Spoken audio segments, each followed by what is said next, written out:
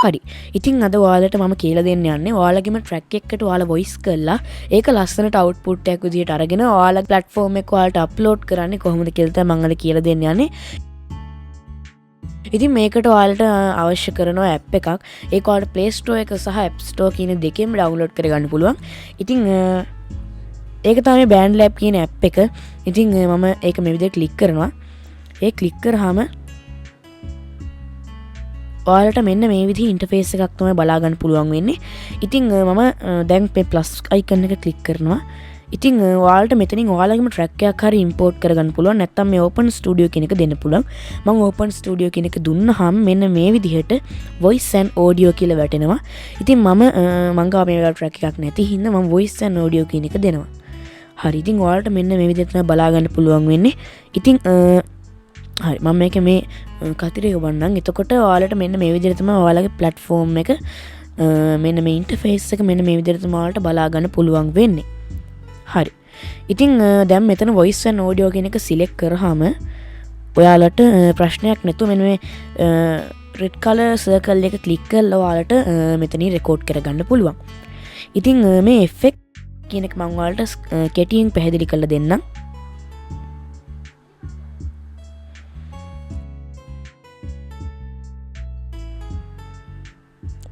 හරි. ඉතින් මේ effects කියලා කියන්නේ මෙයාලා අපිට inbuilt මේ app එකේම දීලා තියෙන ලස්සන effects. ඉතින් මේවා voice එකේ ලස්සන බව වැඩි කරගන්න පාවිච්චි කරන්න පුළුවන්. හරි. ඉතින් මම දැනට මුකුත් use කරන්න නැතුව ඉන්නම්. හරි. දැන් ඔයාලට මම ඉස්සෙල්ලාම කියලා දෙන්නම්. ඊට පස්සේ මේ auto pitch කියන එකෙන් ඔයාලට පුළුවන් ඔයාලගේ pitch අඩු වෙන තැන් පොඩ්ඩක් එහෙම කරගන්න. ටිකක් correct pitch එකට ඔයාලගේ recording එක ගේන්න. ඉතින් ඊට අමතරව metronome එක ඔයාලට apply කරගන්න පුළුවන්. ඒ වගේම tune එක.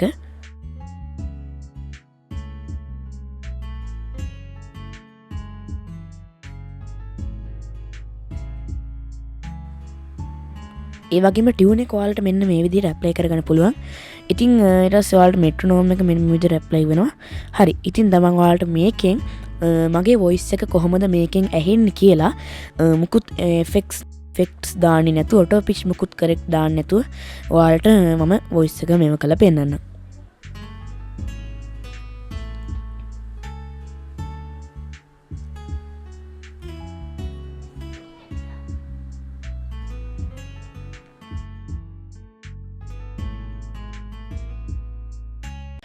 ආදරයේ උල්පත වූ අම්මා මා ඔබගේ පුතු වූ ඔබ මතු බුදු වන දවසේ මා රාහුල කුමරුන්සේ සෙවන පතා අදමින් පැමිණෙන්නෙමි සුලැකිල්ලේ එල්ලී. හරි. ඔයාලට මෙන්න මේ විදිහට රෙකෝඩ් කරගන්න පුළුවන්. දැන් මේ auto pitch වැටලා තියෙන වගේ ඇති. ඉතින් ඔන්න ඔයාලට බලා ගන්න පුළුවන් මෙන්න මේ විදිහට රෙකෝඩ් වෙනවා. ඉතින් මම දැන් effects වලට දාලා පෙන්නන්නම්. ආදරේ උල්පත වූ අම්මා පුතු වූ ඔබ මතු බුදු වන දවසේ මා රාහුල කුමරුන්සේ සෙවන පතා අදමින් පැමිණෙන්නෙමි සුලැකිල්ලේ එල්ලී. හරි. ඔයාලට එන්නේ මේ විදිහට effects බලා ගන්න පුළුවන්. මම නම් හැබැයි ටිකක් use කරන්නේ මෙන්න මේ vocal chorus කියන එක තමයි. මා රාහුල පොඩ්ඩක් මම මේ වෙලාව auto pitch දාගන්න auto pitch correction set කරගන්න.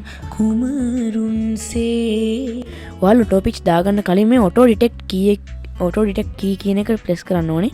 ඊට සෙවන පතා අදමින් පැමිණෙන්නේ මේ සුලකිල්ලේ ඔයාලට ඔටෝ පිච් කරෙක්ෂන් සෙට් වෙන්නේ නැහැ වගේ නම් පොඩ පිච් එක එහෙම කළා පොඩ්ඩක් එහෙම කළා බලන්න පොඩ්ඩක්. මාරාහුල කුමරුන්සේ සිවන පතා මම නම් සාමාන්‍යයෙන් දාන්නේ 120ක් වගේ තමයි පිච් කරෙක්ෂන්ස් දාන්නේ. ආදරේ උල්පත වූ මට නම් මේ වෙලාව ඔටෝ පිච් ඕන් නැහැ කියලා හිතෙනවා. හරි ඉතින් ඔයාලට මම ඊට පස්සේ කියලා දෙන්න මේ ඩුවට් කියන එකෙන් මොකද වෙන්නේ කියලා. ඩුවට් මගේ අතින් හයි හෙවියස්ට් වැටලා තියෙනවා. ආදරේ උල්පත